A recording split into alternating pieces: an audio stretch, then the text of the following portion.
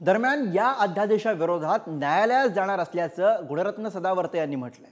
तर या अध्यादेशानंतर ओबीसी नेत्यांमध्ये मतमतांतर असल्याचं पाहायला मिळतंय। सगळ्या मराठा समाजाला कुणबी दाखले देऊन ओबीसींमध्ये घुसवण्याचं षडयंत्र असल्याचा आरोप प्रकाश शेंडगे यांनी केलाय। तर दुसरीकडे सरकारने दिलेला हा जी आर म्हणजे जुनीच बाब नव्यानं असल्याचं ओबीसी नेते डॉक्टर बबनराव तायवाडे यांनी म्हटलंय। माझ्या मते बिलकुल नवीन काहीच नाही, जुनाच नियम आहे। त्या जुना नियमाविषयी त्यांच्या मनामध्ये काहीतरी शंका असेल ते त्यांनी या जी आरच्या माध्यमातून स्पष्ट करून दिलेली आहे। त्याच्यामुळे नव्याने काही त्याच्यामध्ये आलेलं नाही।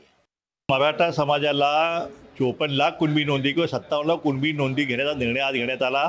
त्याप्रमाणे त्यांचे सगळे सोयरे त्यांनाही आवश्यक निर्णय घेण्यात आला आहे।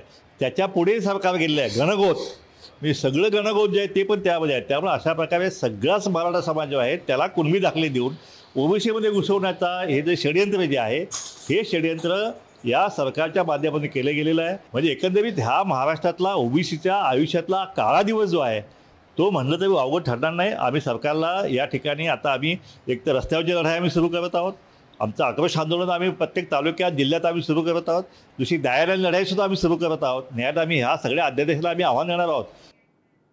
दरम्यान सरकारच्या या निर्णयाविरोधात कोर्टात जाणार असल्याचं सदावर्तेंनी म्हटलंय।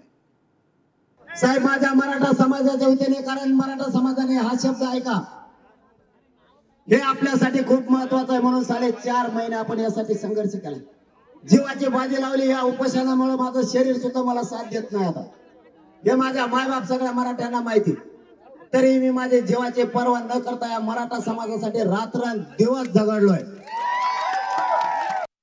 की माझे मराठा भाऊ जे म्हणजे ईडब्ल्यूएसच्या आरक्षणाचे लाभदायक आहेत ते लाभापासून कोणी त्यांना वंचित करण्याच्या दृष्टीनं उभारलेलं हे आंदोलन होतं असं मी समजतो।